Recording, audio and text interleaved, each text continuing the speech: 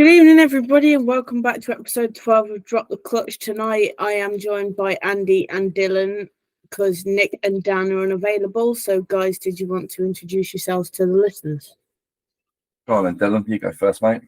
Yeah, everyone knows who I am by now. I'm on here enough, but I'm back in the co-host role tonight because Dan and Nick have decided to have the night off. And so I'm Andy. I'm the chairman of the Birmingham Speedway Supporters Club. And I'm going to name drop this one in, get this one out of the way. I'm Big Boys admin. So if anybody knows Richie Codenthorne, I'm in his admin department, hence the hat. It's a very nice hat. It's a very snazzy colour hat. It's really warm. I might have to take it off a bit. It's roasted. My head is hot. Right, got to do the weekly roundup of meetings. Friday, Redcar staged their first match of the season, beating a Newcastle select side, including Brummies riders James Wright and Alfie Botel, who scored paid 6 apiece in a tight match. Has anybody got any comments on that? I read through the updates. It looked like a good match. I watched the stream. It was a really good meeting, and a shout out to Wolverhampton's own Stevie Worrell for ending Eric Riss's maximum in 15. Yes. But it was a really good meeting. Saturday, the Ben's run happened at Kings Lynn. Danny King won it. Michael Palm Tough came second. Tom Brennan came third, and Rich Warrer came fourth. Again, that was a meeting that was touch and go for a bit because of the weather. But then again, a lot of them are at the moment, aren't they? Sunday, we had Sam Masters' testimonial at Wolverhampton, which Jason Doyle won. Freddie Lindgren came second. And from what I've seen from the pictures, Scott Nichols came third. Yeah, Is that Scott right? was third. Yeah. That was a good meeting. That was a good meeting. Yeah, it was a very good meeting. Surprises me, Jason Doyle's never raced for Wolves because he seems to ride Monmore as well as anyone. And I think one of the highlights for me was the pirouette that Josh Pickering did. Yeah, Pico getting his 10 out of 10 for style. And then just got back on the bike and just side saddled it all the way to the by where the fans were, turned around, tried to donut and just went straight into the pits and just took it all as a showman should, just all in one go. It was brilliant to watch. Wow. Yeah, it was good. Monday, we got Bellevue lost at home to Sheffield. So Sheffield took all the points. Peterborough lost to fuck Bellevue. Peterborough lost to Ipswich at home for 42-48. Nicky Pedersen crashed out in the first race, but he's okay. We've since had an update on how Nicky is. Apparently he's okay. He's just got a bit of pain in his back and a couple of swollen fingers. And I've heard from a source in Poland that he's already down to ride in Poland on Saturday. So quick recovery. Yesterday there was no meetings on at all. And then today, as in typical British Speedway, all the meetings have been called off because of the weather. And all of tomorrow's have been called off as well. And all of tomorrow's have been called off. So that's that. So if you just want to jump into a bit of a conversation about what the Supporters Club is doing to help Birmingham out, Andy, I'll pass it over to you. Yeah, cool. So from the last time I spoke to you, it was we were all going towards our Christmas party. That was pretty cool. James Wright came with his lads, and they just had an absolute brilliant time. We had some former Birmingham riders turn up, such as Andy Graham and Arthur Browning. There was John Priest there. Cribby had come as well, and towards the week leading into that, we were just getting requests from can we come? And it's like, yeah, we can put out another announcement for this. It's absolutely fine. Obviously, we've done our honorary membership for Tony Mole and Brian Book, two massive names of Birmingham Speedway from 2000, well, for forever really, from 2007 onwards. And then after that, we've looked towards we were doing the Graham Jury Night, which we were able to stream that one online for people to watch. We worked in partnership with our partners over there for that, and then it was some very interesting stories that came out of Graham. And also the fact of where he sees British Speedway in 5 years was quite an eye-opener, to be honest. And, you know, when you think of someone who's a past promoter, past team manager, who's stood on the side for a number of years now and has had an overview and just seen it, but not really had a place to say anything, it was like, oh, okay. Wowzer. It was a bit of an eye-opener for sure. And then we've branched out into merchandise lines. I'm going to do my own little plug here, but there's our merchandise t-shirt for 2023 season. We've got Cubs Club t-shirts, pens, program balls, pint glasses being made, also resin items and Cubs bibs.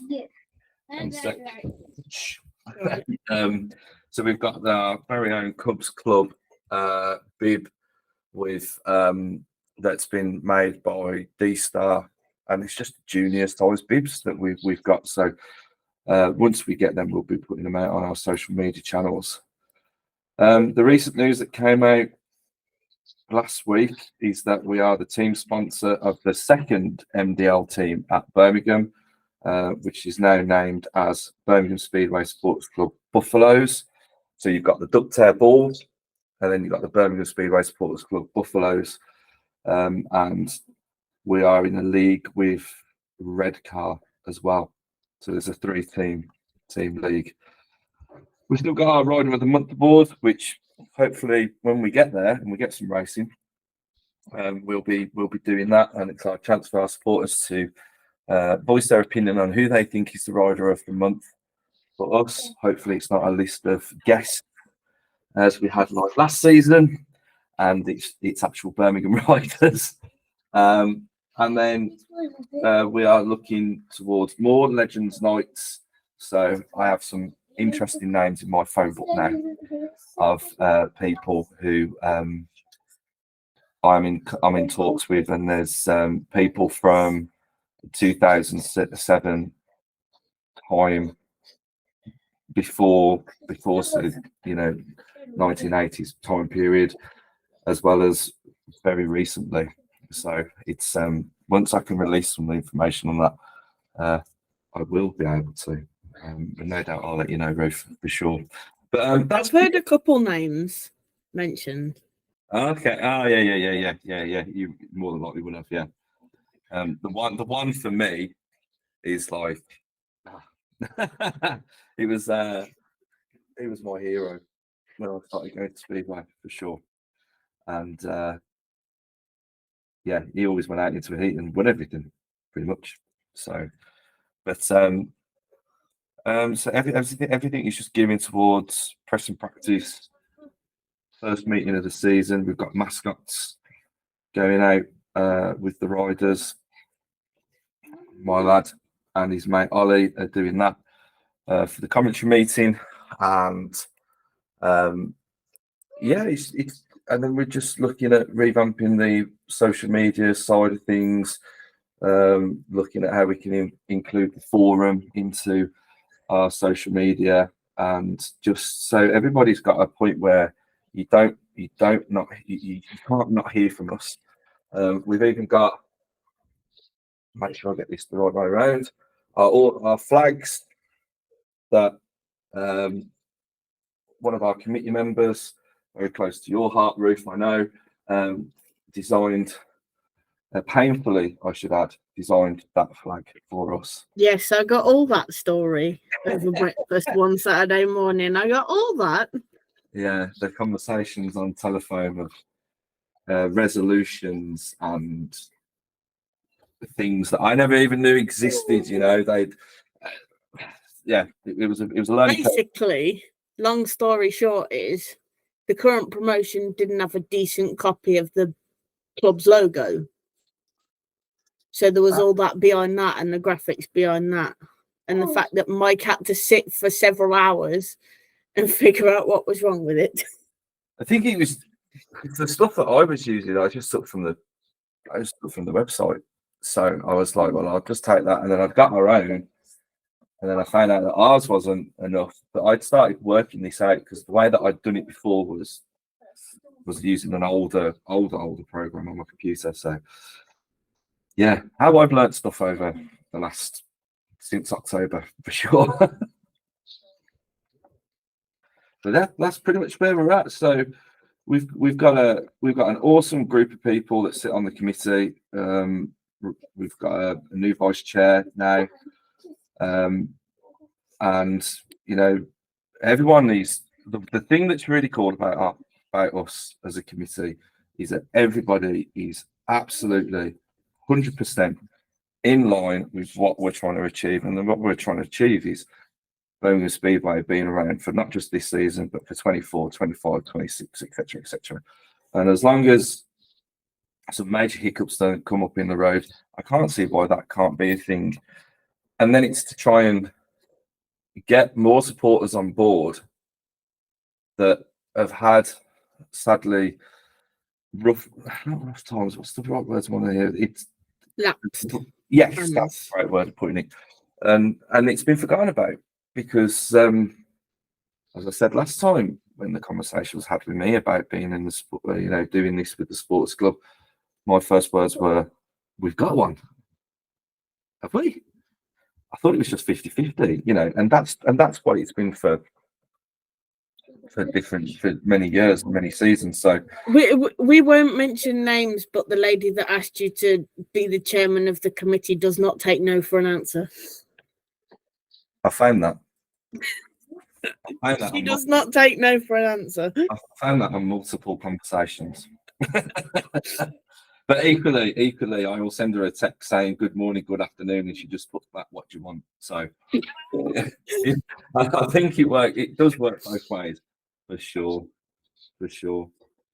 But as I say, everyone's really cool. And the other good thing as well is that we do work so well with the current promotion and the directors, and we are not just as a supporters club, but the directors as well. We are working together to bring more fans into Birmingham, make sure that Birmingham has successful seasons, and then it carries on for not just this season, but like I say, for multiple of seasons from this one. So I can ask a question to Lawrence or Nigel, and I could get an answer back very, very quickly.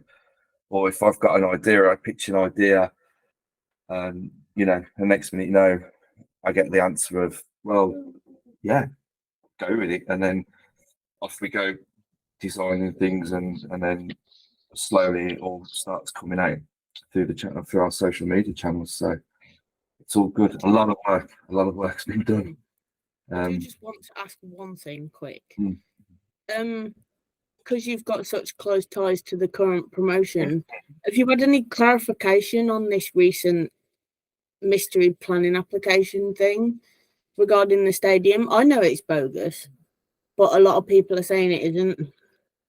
So all of the stuff that was said in the press from the Speedway's point of view is the same as what I've heard whether you speak to Nigel. It's not like when you speak to Nigel, you hear something different than what's come out in the press.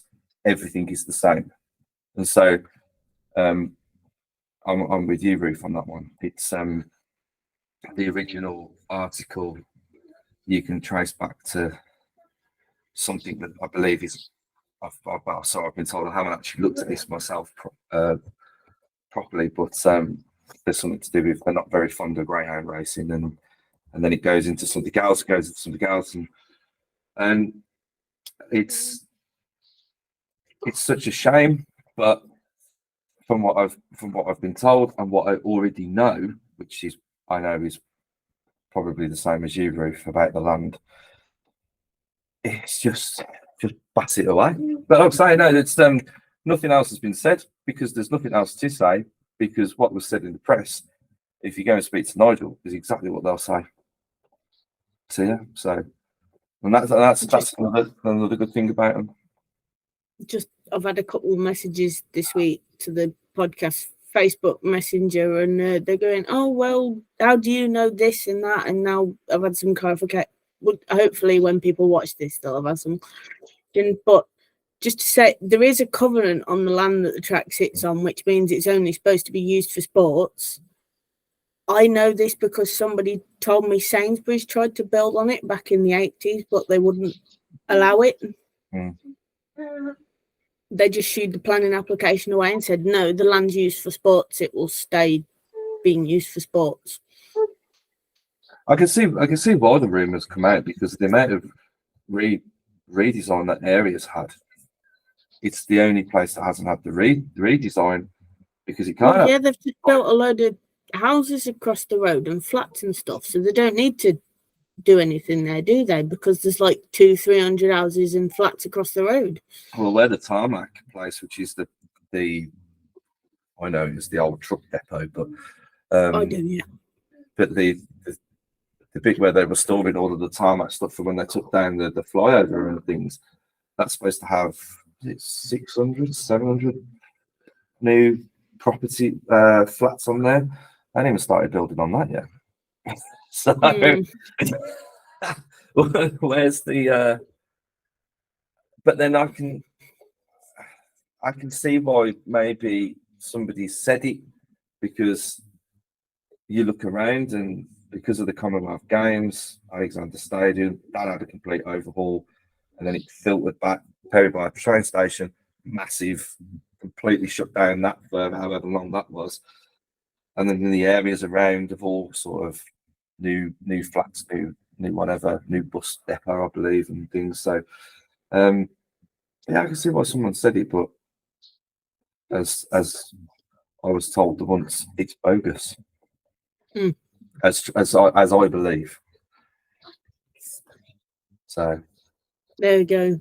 Some clarification for everybody who's been asking me. Dylan, you got anything you want to ask Andy? I've got two things I've come up with. One, does that mean there's now a high resolution Birmingham logo going around? Seen one of my committee members.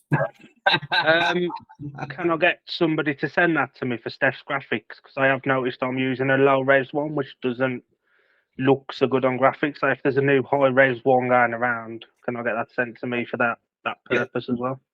I will contact that person, or people, should I say, for you. And I've got another one. Yeah. We saw recently that the One Stop was not letting people park on there now. Is there any updates where parking's concerned for Birmingham meetings this season and beyond, hopefully? Yeah, and it's coming out. I was on the call just, and that was one of the topics, and it's all in hand. It has been in hand since maybe way into the close season, as soon as it started. So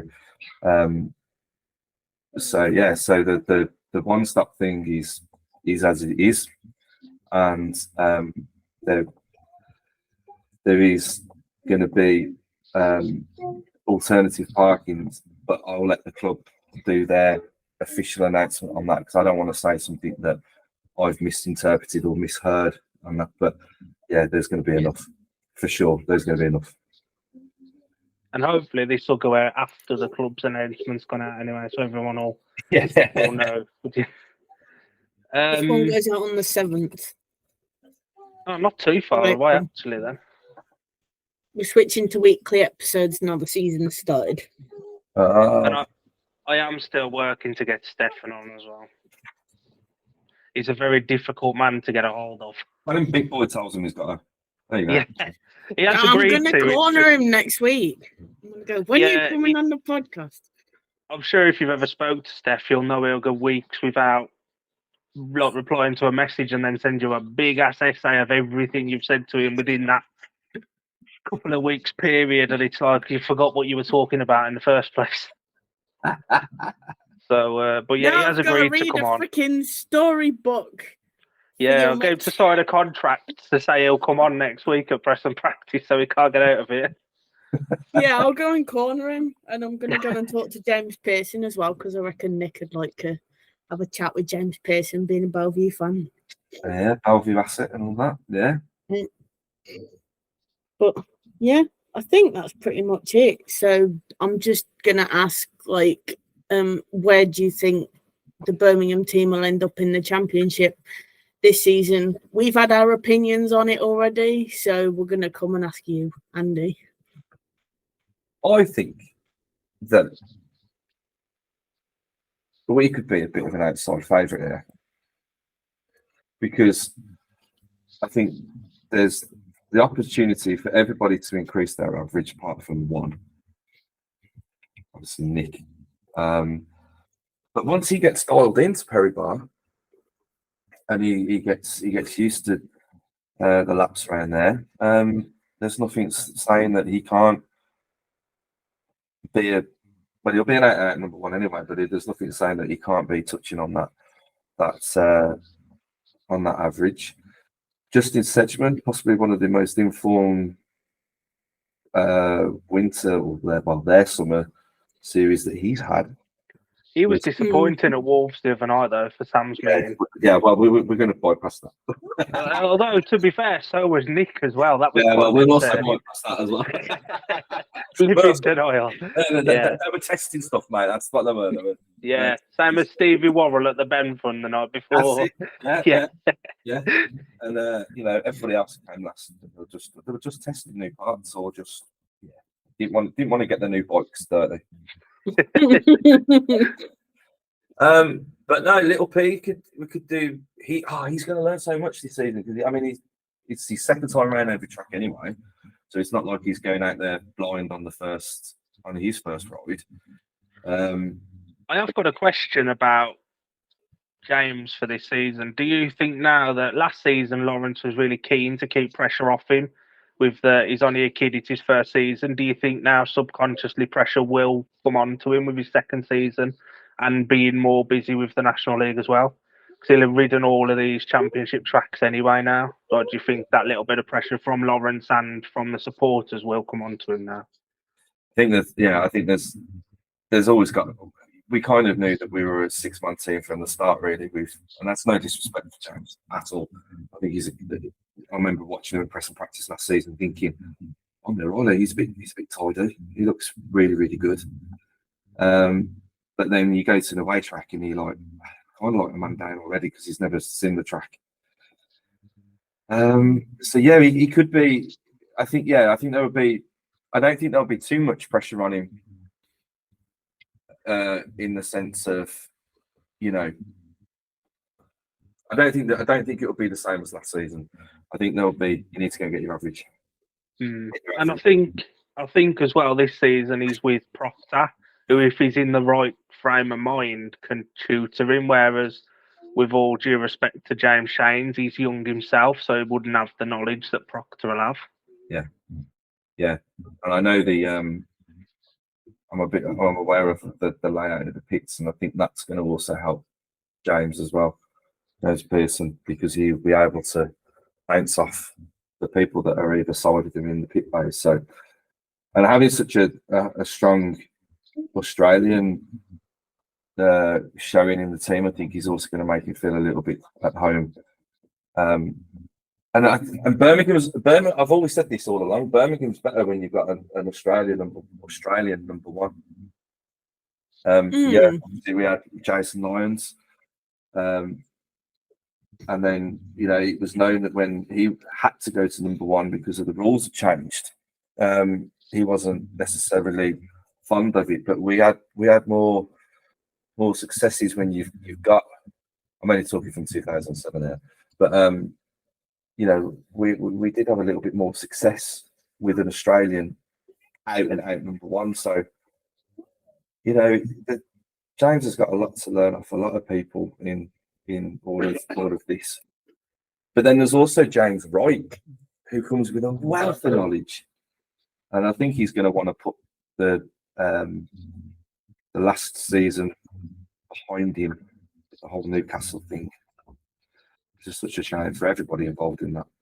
I could see him easily achieving a 7.5 point average if he puts his mind to it.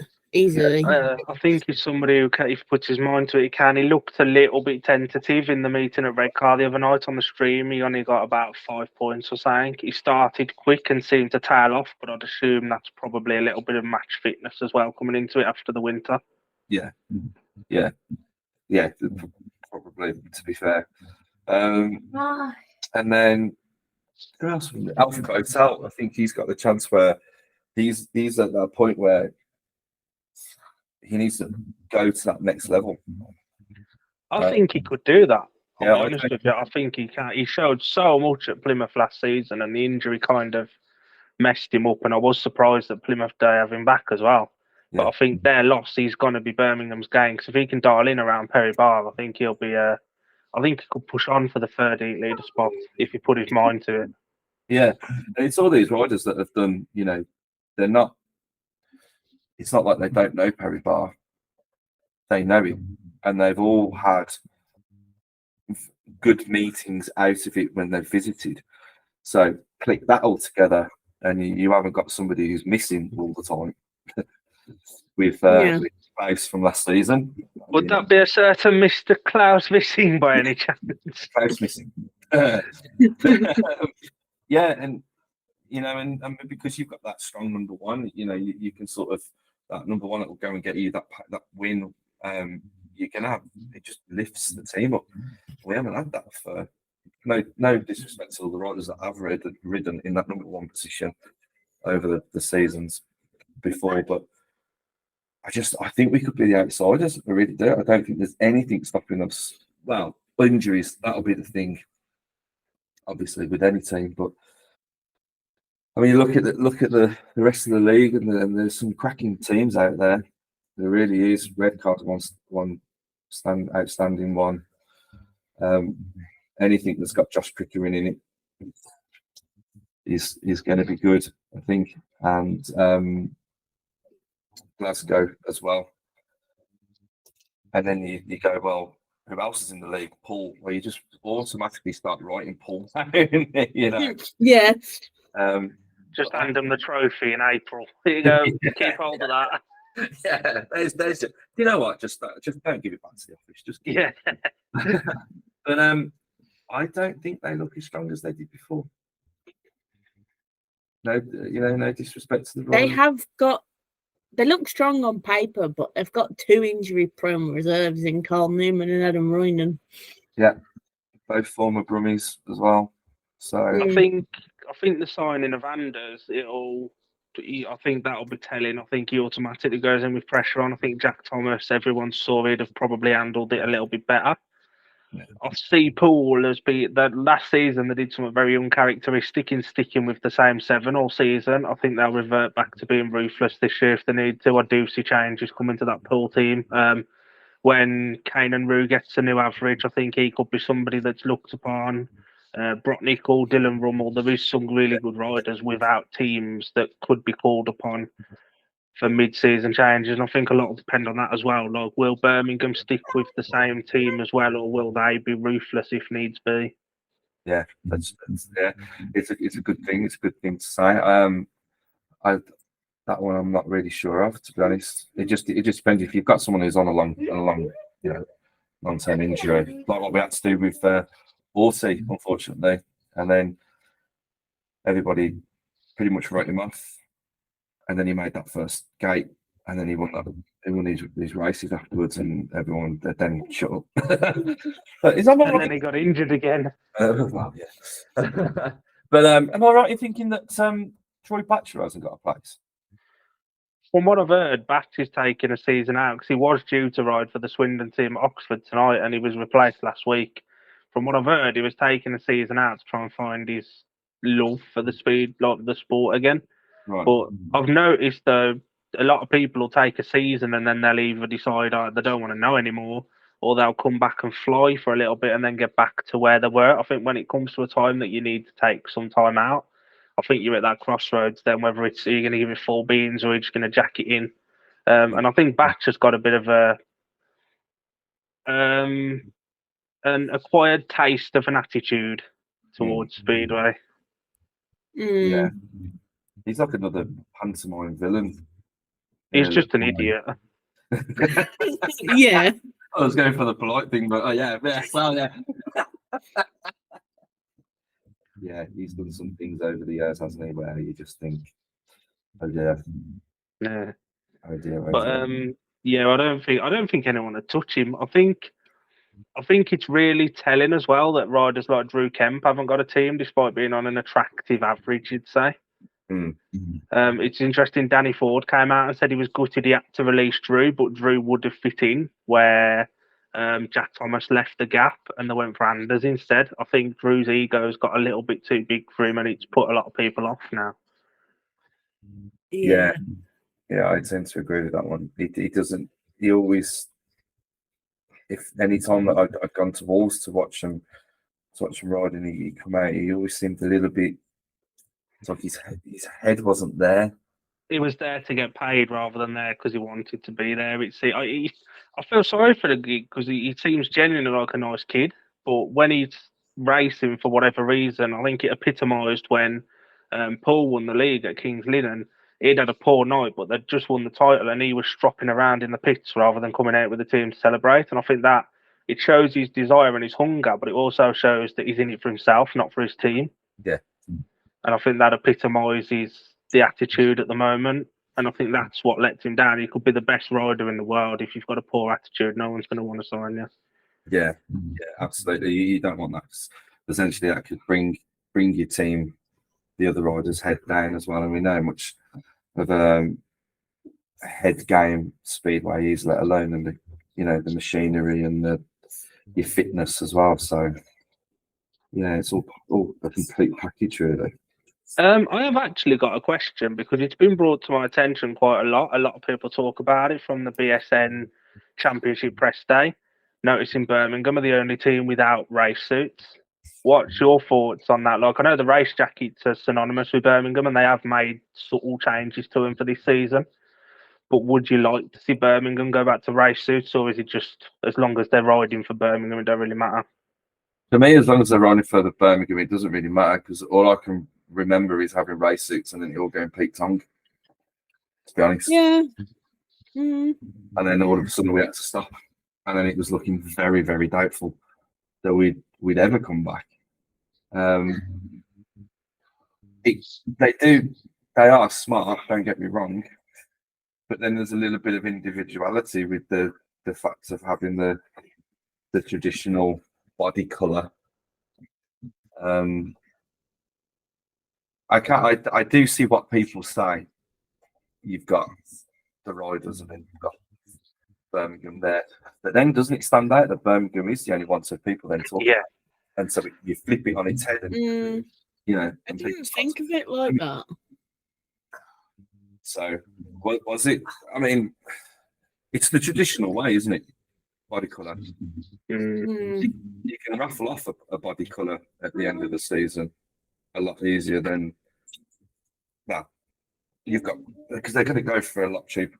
I'd imagine a lot cheaper price than a rider trying to sell. A lot cheaper? What? The end of season party last year? What were they?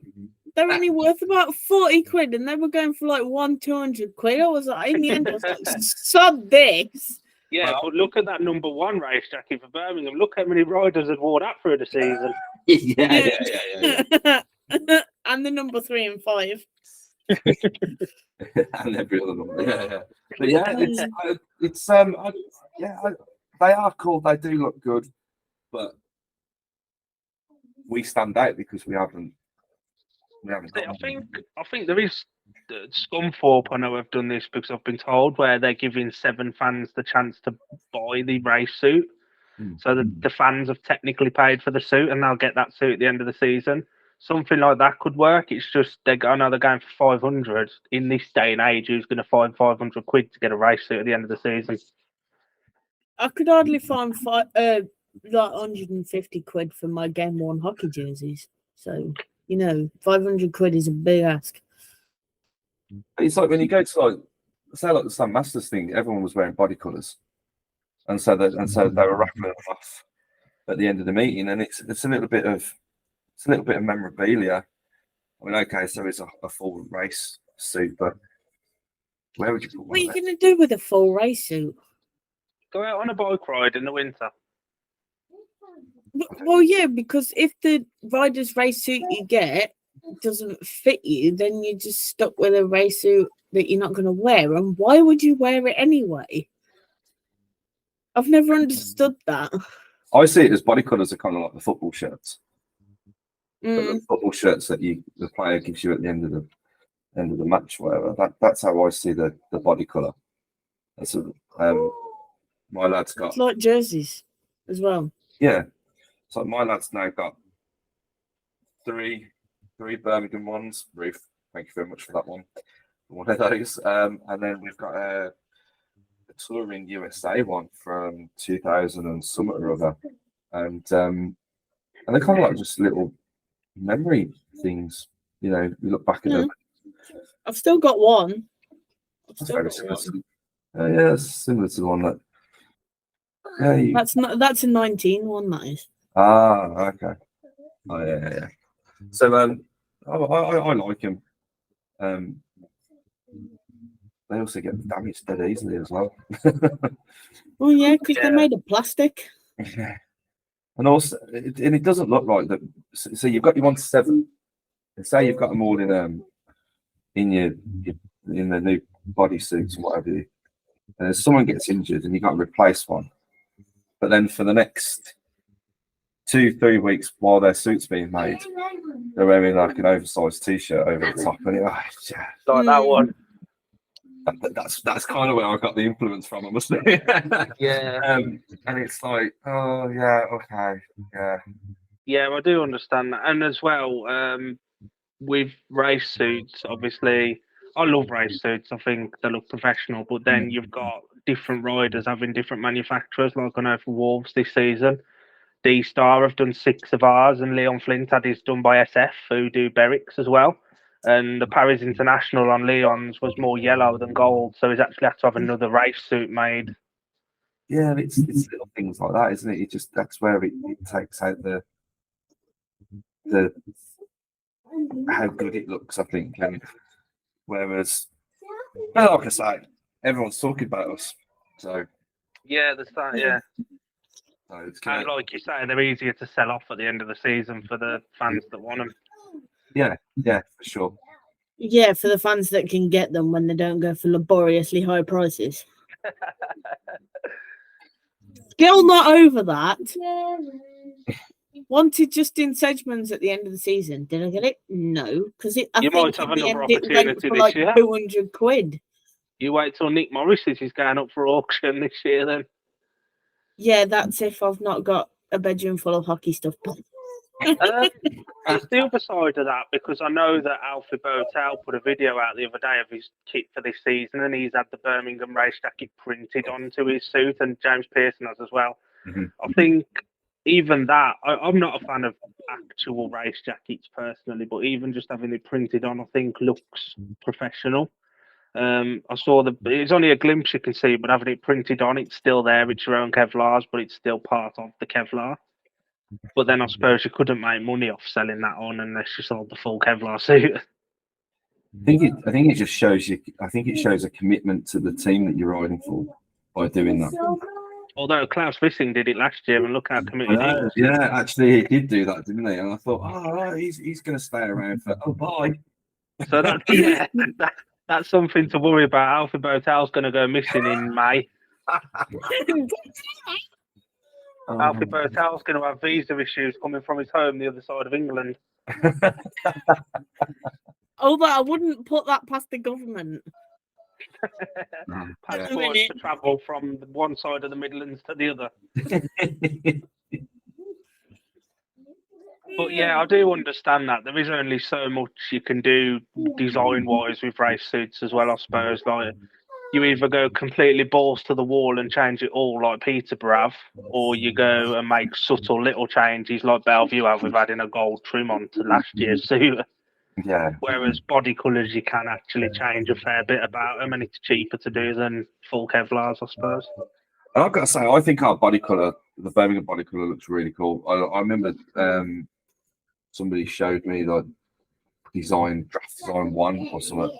And I remember looking at it, and I was quite pleased that we'd gone away from the sort of quite plain yellow background and just the B with Tolly badges and Kirk Sport just at the top, and gone for a bit more of a like RTA design, I suppose. Is that what you'd call it, Ruth? It looks like there's a little bit more thought gone into it. It looks a little bit more high end with the red coming down and the yellow star in it this time, rather than the red star on a yellow background. I actually designed. There's no red border this time as well. I actually designed. I was just messing around the other day designing. I actually designed Steph some new Kevlars of new colours that he wanted and put a Birmingham body colour on. And I thought that looked quite nice. I know he's sticking with the same suit as he had last year, this year, because he's got 2 of them. But he said he'd look at that, and I know that he was buzzing to be a Birmingham asset. So it's like, it's just fun to play around with and see what it looks like in a mock-up, because attention to detail to come up with those things is so difficult. So I don't envy whoever came up with them body race jacket things. I don't know, they're doing. It's harder than you think designing race suits. It's the same as merch, which you have got a little bit of a say in now with doing the Birmingham merch. And that's another question I had, actually. Where will that be available to buy? Because I know last year everything from Dispeed was through JB, wasn't it? Yeah. So we where that was, JB, in the downstairs area of the stadium, that's where the supporters club area is going to be, where people can get their 50/50 raffle tickets. They can sign up to the supporters club. Kids club can go there, get their stamp for their little cards that they're going to have. Also sign up to their club. Also, 1 second. Someone's very excited that I'm doing this podcast. And what else is going to be on there? So our merchandise is going to be on there, and the official merchandise is going to be on there also. And will there be anywhere online where you can buy that, or is it just at the stadium? That's a very good point. At the minute, it's just going to be at the track. So we'll be taking orders and then turning the stuff around for the next meeting. Whereas the club have got they've got so many of each size until they run out, and then so they go and restock. But we're just not in a place to do that at the minute, to be perfectly honest. With everything that we've had going on, and even with the ordering of the bibs for the Cubs and stuff, we've had to put a lot of money into different areas that it's never been done before. So if you do feel like poking the branch out next season, like 24, my contacts at 513 who do the Blaze jerseys might be willing to do a sort of Birmingham Speedway hockey style top. Okay. Or a football jersey type top. Yeah. Which Scunthorpe had last season, and it looked so different to anything else I'd seen in Speedway merch before. So I've always, because when we were talking about merchandise, I know my personal opinion has been, why has Speedway merchandise always been different from the bib that you see on, well, for Birmingham anyway, for the bib that you see on the body colour that the rider wears? Why does it need to be different? Like looking at that Wolves one that you've got just behind you there, that just reminds me of seeing what you see a rider wear. It's the replica race top. Yeah. It's like the pullover top. Wolves did actually do a thing a few seasons ago where they printed the race jacket on T-shirts, and you could have the rider's name customizable on the back and the number. Oh, okay. So it was a race jacket on top of like a T-shirt, which was good. And they hadn't done it for years. And so I used to be on the inside at Wolves. I did their social media for a bit, and I just kept bugging for it, and it never came back. But they sell them now instead. But they're like 30, 40, 50 pound a top. But it is like the official pullover top. Yeah. But it can get expensive. But I thought having the race jacket printed on merchandise was a good idea. Yeah, and I think people when people see the new merchandise that are coming out from Birmingham Speedway, it's definitely a refreshing look about it for sure. And will pictures of that be going out on the Supporters Club Facebook page or anything for people to see before they come to the track? And I believe my understanding is that there's still well, the stuff is there. I've seen the box of it all there, so they're just whatever's gone on with the rest of the meeting that I was just on is I'll ask the question and stuff. But as soon as I get anything like that, we always try and sort of post out at the same time. So there's nothing to say that won't happen for sure. Just need a model. Get roofing for the day. But yeah, I think a lot of riders and clubs have put a lot of focus. I know a lot of clubs use this feed now, don't they? And they're having issues getting it brought in. I know Birmingham used it last year, but there is a lot of issues with it being brought into the country this year at the minute. So it's like, generally a lot more expensive as well. And it's so excellent. £70 for an Oxford jacket. It is expensive for speed, yeah. Oxford's jacket, 70 quid. I thought we paid enough for the Brum ones last year. Jeez.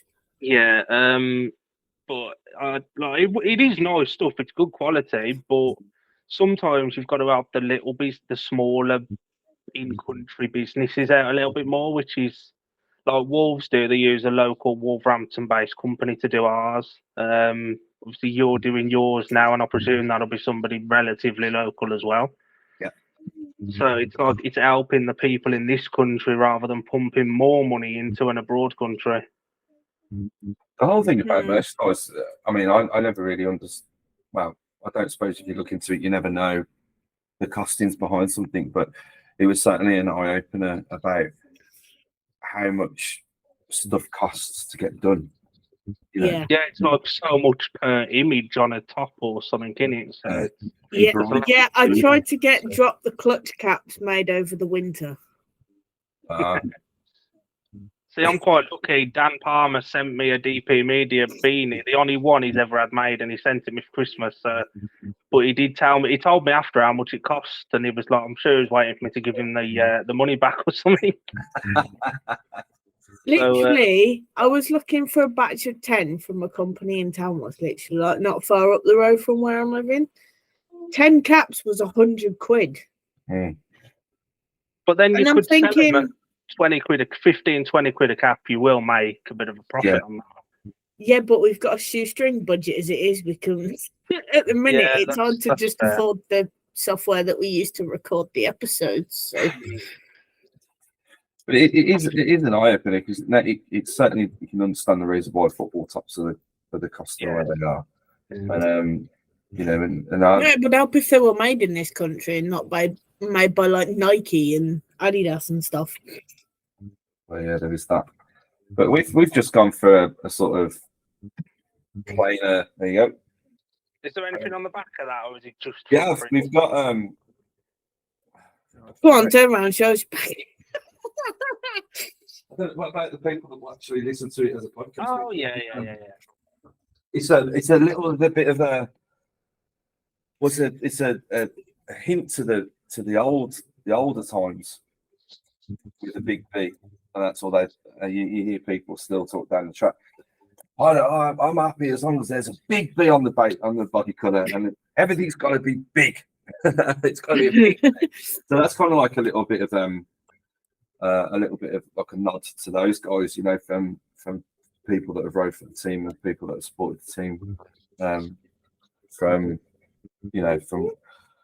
way back when. So, but that's what I like about those race jackets this year.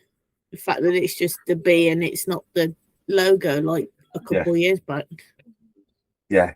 As I say, I think it looks really cool. But the merchandise from the club, it looks awesome. To be fair, it's really cool. Will that be on show at the press and practice next week? Well, fingers crossed. Oh, God. Don't tell me that. I was talking to someone earlier, And I was like, is this going to be a really expensive season? Nah, I'm going to have no money. I'm going to be bankrupt by the end of April. So, End of the hockey season, beginning of the speedway season. Bloody hell, I hate the crossover. I'll go on holiday in 2 days. I don't think my missus will be impressed when I'm making her buy her own dinner so I can save up to buy some merch on Wednesday. but yeah, it's the plan is to have the merch there.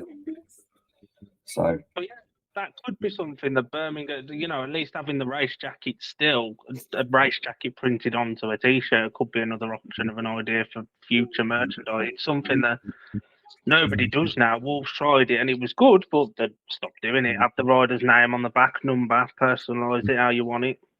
Now that's an It's another idea. option. It's His another option. brain's ticking now. You can Oh, see it in his face. His brain's ticking. put that on what to do list. And then Yeah. everyone kind of represent their favourite rider. I know it was easier for Wolves when we had it. We had like Freddie Lindgren and Ty Woffington in the team. But, Nick Morris, big rider in the championship, get your name, favourite rider on the back. It's just something a bit different. Yeah. That nobody else does because they've all got Kevlars and nobody's going to go and get a baby grow of Kevlars made or something. Yeah. No. Although I did try and buy a Wolf Speedway onesie once, but I was too fat to fit in it. They sold onesies for a while of Kevlar designs. See, I thought about it, and I don't know why that was probably took off. Really, I actually suggested that on Tom Brennan's post when he put out about merchandise because his stuff always looks good. yeah. So I think people would buy that. I think people would buy a onesie with a Kevlar design on it just to look the same. But you could imagine old people turning up at Birmingham with black Birmingham onesie and a race jacket on the front. Next, drop the clutch podcast roofs in the Tom Brennan onesie. Yeah. I'm waiting on his new hoodie to arrive. Early birthday present. A lot of people dug into merchandise this year, and they like Tom's brought new stuff out. Jake Allen's released some really nice looking stuff as well. So it is a big thing this season. It feels like the new sponsor for the championship and Phil Morris coming in for the Premiership and working with the championship and BSN taking off again. It feels like a shot in the arm for British Speedway for this season, especially. I was thinking They about need that. to make it count. I was thinking about that because this is the one season that I'm probably the most excited to see what happens, and it feels like, I mean, okay, the powers that be have put out some cracking ideas, and then they've got rid of them within like a season of it being a thing.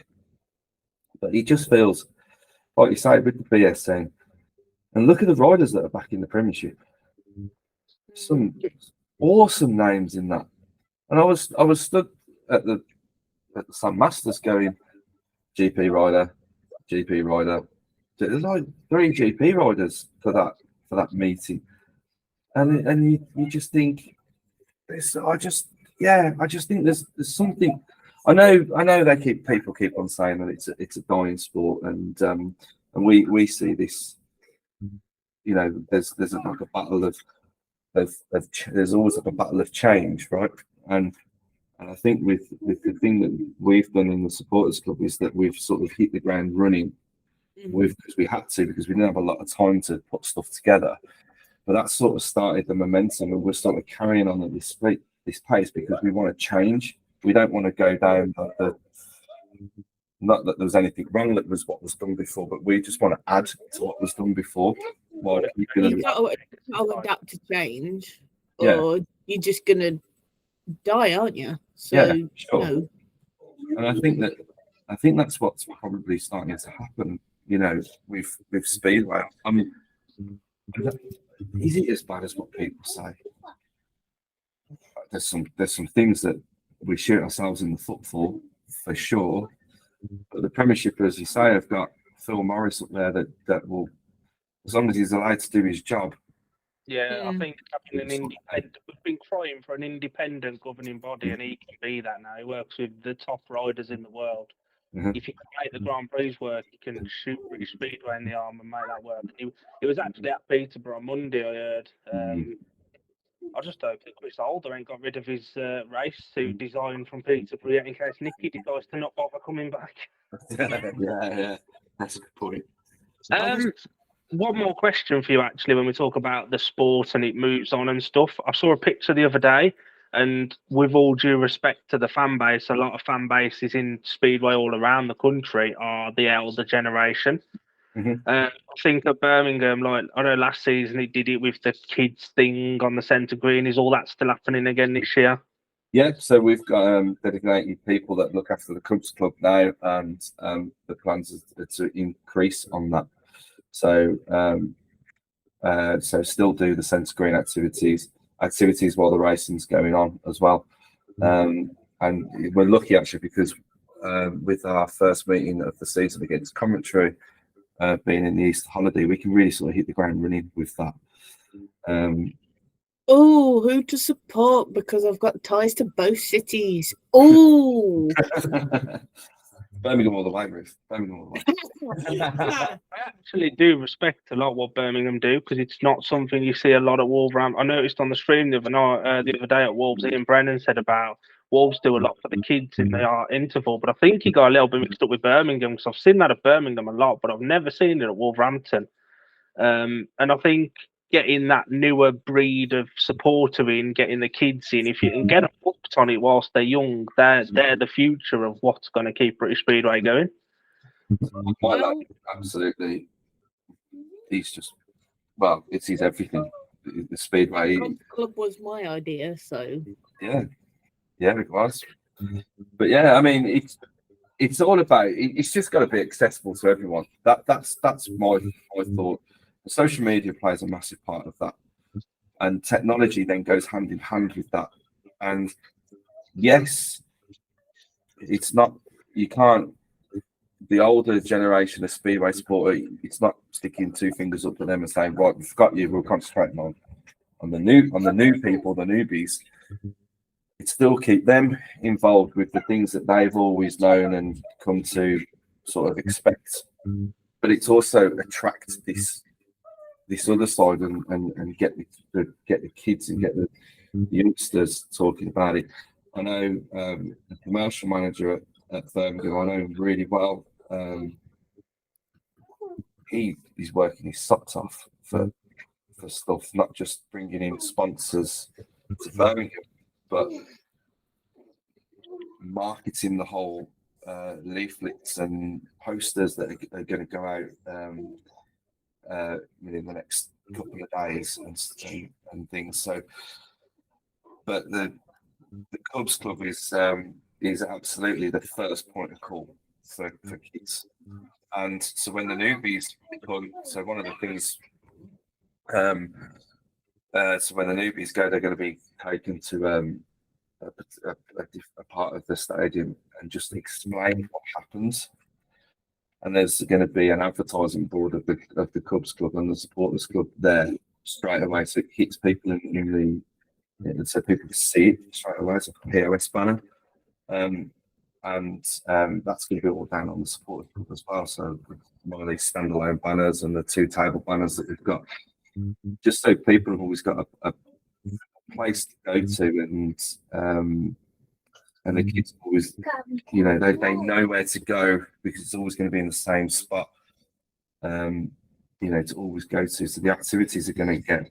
It's just we just want more. Just keep on doing more. We're really pushing for riders to come out on the centre green this year. And I do think Birmingham's unique as well with where it tips to change it being beyond one of the grandstands on the first bend.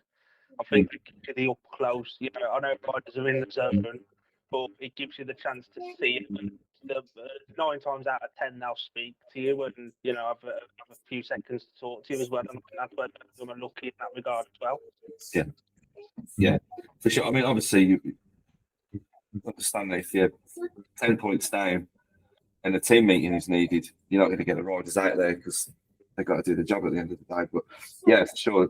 But I know that James Shanes and Ashley Morris used to come out a lot, and and one of my son's favourite riders. When you give him names, they're one of the two that he remembers because of that. You know, yeah, all right, you know, Ty Wofford and Dan Bewley and what have you, but you know, the stars of the sport nowadays. They're like the ones that you ain't going to get to see every Wednesday night at Ferry Bar.